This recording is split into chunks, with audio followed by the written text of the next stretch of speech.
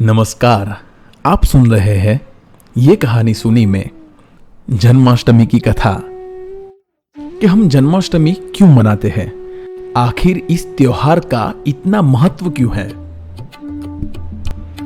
जन्माष्टमी हिंदुओं का एक प्रमुख त्योहार है जिसे कृष्ण जन्माष्टमी, गोकुलाष्टमी, कृष्णाष्टमी या फिर श्री जयंती के रूप में भी जाना जाता है। इस दिन विष्णु के 8वें अवतार भगवान कृष्ण पैदा हुए थे।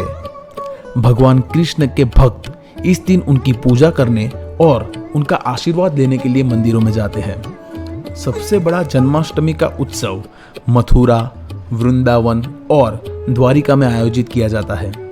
माना जाता है कि भगवान कृष्ण का जन्म यहीं हुआ था और उन्होंने अपने बड़े होने के वर्ष यहीं बिताए थे। आखिर क्या है जन्माष्टमी का इतिहास?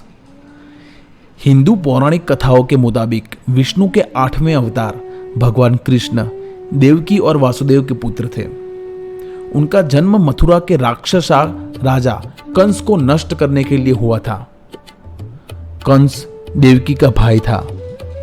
रानी देवकी के भाई कंस ने एक भविष्यवाणी सुनी थी कि रानी देवकी की 8वीं संतान उसके मृत्यु का कारण बनेगा। यह सुनने के बाद उसने राजा वासुदेव और माता देवकी को काल कोठरी में बंद कर दिया ताकि वो उनके 7वें बेटे को मार सके।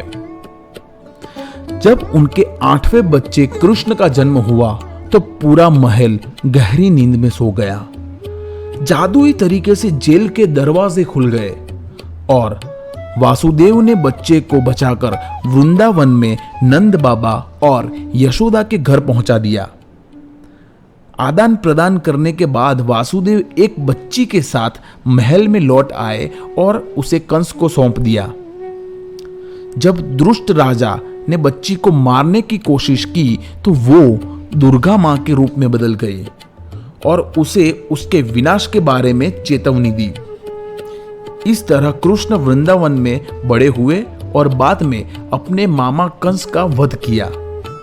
भगवान कृष्ण के जन्म को जन्माष्टमी के रूप में मनाया जाता है। जन्माष्टमी के दिन दही हांडी का आयोजन होता है। गुजरात और महाराष्ट्र में दही हांडी का बहुत ही विशेष महत्व है। दही हांडी का इतिहास बहुत दिलचस्प है। बालपन में कान्हा बहुत नटखट हुआ करते थे। वो पूरे गांव में अपनी शरारतों के लिए प्रसिद्ध थे। कन्हैया को माखन, दही और दूध बहुत प्रिय था। उन्हें माखन इतना प्रिय था कि वो अपने सखा संग मिलकर गांव के लोगों के घर माखन चोरी करके खा जाया करते थे। कान्हा से माखन बचाने के लिए महिलाएं माखन की मटकी को ऊंचाई पर लटका दिया करती थी, लेकिन बाल गोपाल अपने मित्रों के साथ मिलकर एक पिरामिड बनाकर उसे उसके जरिए ऊंचाई पर लटकी मटकी से माखन चोरी कर लेते थे। कृष्ण की यही शरारतों को याद करने के लिए जन्माष्टमी में माखन की मटकी को ऊंचाई पर टांग दिया जाता है। लड़के नाचते गाते पिरामिड बनाते हुए मटकी तक पहुंचकर उसे फोड़ देते हैं। इसे दही हांडी कहते हैं। जो लड़का ऊपर तक जाता है उसे गोविंदा कहा जाता है। यह था जन्माष्टमी का महत्व। आपने सुनी ये कहानी सुनी में जन्माष्टमी की कथा। अगर आपको हमारी कथा पसंद आई है तो लाइक करें, शेयर करें और सब्सक्राइब करें।